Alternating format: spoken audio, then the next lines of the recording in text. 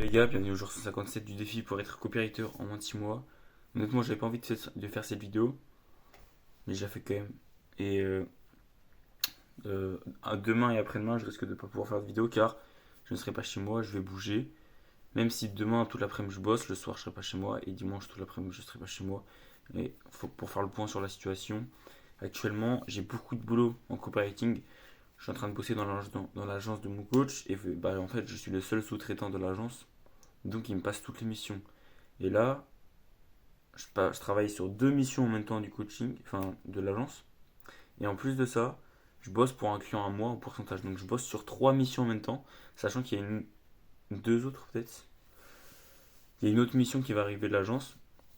Et j'ai énormément de boulot de copywriting. J'en ai parlé à mon coach, hein. Je lui ai dit, je dois vraiment m'occuper des deux en même temps. Niveau délai, je peux pas en faire une. Il m'a dit que niveau délai c'était short. Donc ce qui m'embête, parce que ça me dérange pas de bosser beaucoup le copywriting, ça m'améliore en compétences, mais ce qui m'embête moi, c'est surtout que j'arrive pas à trouver le temps. Enfin, c'est pas une question de temps, parce qu'on a tous le temps. Mais disons que en ce moment, je prospecte pas assez et j'ai du mal à mettre l'énergie là-dedans à fond, vu que je suis déjà occupé par l'émission, tu vois. Donc, l'acquisition de clients, l'acquisition de leads, l'acquisition d'appels de vente, c'est ce qui me manque actuellement. Avec un peu de discipline en soi, ça va, mais j'ai l'impression que depuis un certain temps là, j'ai plus en plus de mal à prospecter. Je sais pas pourquoi j'ai du mal, mais juste. Avant, je prospectais comme un bourrin, parce que j'ai débuté en soi. J'avais jamais prospecté. Et là, le fait d'avoir raté toutes mes opportunités, parce que du coup, je m'étais créé des opportunités, et le fait de me les avoir toutes ratées, et en plus de ça, d'être failli, tomber en burn-out, à cause de ça, de ce bourrinage de prospection, ça me freine un peu. Et peut-être que j'ai un blocage où en ce moment je prospecte pas assez. Maintenant, la question c'est comment se libérer de ce blocage. Parce que si je me rajoute de la pression, c'est pas forcément bon. J'ai déjà de la pression du copywriting. Donc si je me dis ok maintenant je m'oblige à prospecter tant de personnes par jour, c'est pas forcément une bonne chose. Parce que. Parce que. Attends.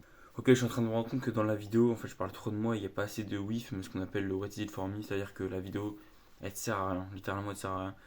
Et voilà, donc je suis totalement authentique, hein, je refais pas la vidéo, juste par rapport à ce que j'ai dit tout à l'heure.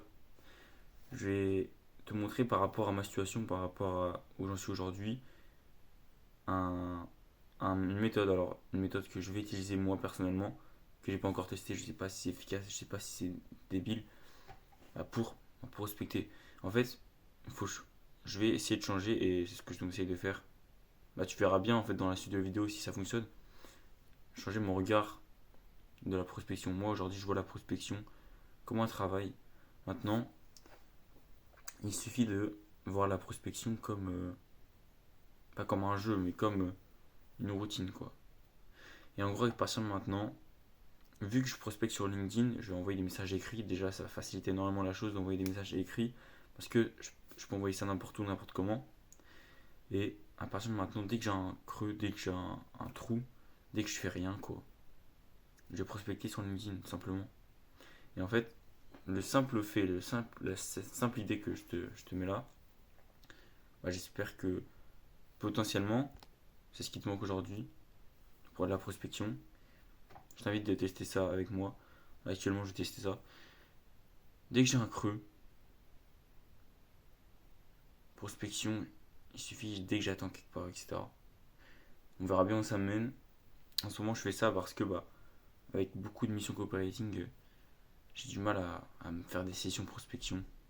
Même point de vue discipline, je bouffe beaucoup d'énergie à faire du copywriting, donc on teste ça.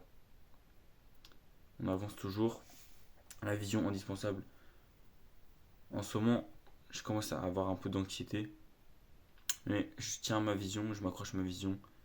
Et sans ça, je sais pas où je serais, hein. Vraiment la vision indispensable, mec.